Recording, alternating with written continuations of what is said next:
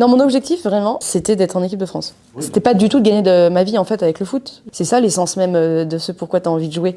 C'est pas pour gagner de l'argent. C'est ça que les mecs ont perdu en fait et qu'on commence à perdre chez les filles parce qu'on commence à avoir des salaires quand même assez conséquents. Je suis contente d'avoir connu ce côté où je fais mes études à côté, donc déjà je vois d'autres gens.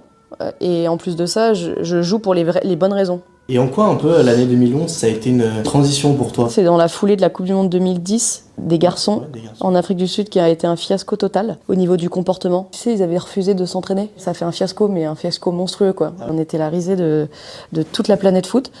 Et donc en fait, nous on arrive l'année d'après. Non pas que j'ai envie d'assassiner les garçons, parce que moi j'aime bien le foot masculin, mais du coup ils nous ont un peu ouvert la voie des Français, entre guillemets. Les Français avaient besoin, adorent le foot, et ils avaient besoin de voir une équipe qui joue bien et qui va loin dans la compète. Donc on allait en demi-finale, on jouait hyper bien. Franchement c'est pas pour dire, mais on avait une génération dorée, et donc on est devenu... je sais pas, genre d'un coup on a vu TF1 dans le hall de l'hôtel et tout, on était comme des oufs, on a dit mais c'est quoi ce truc là?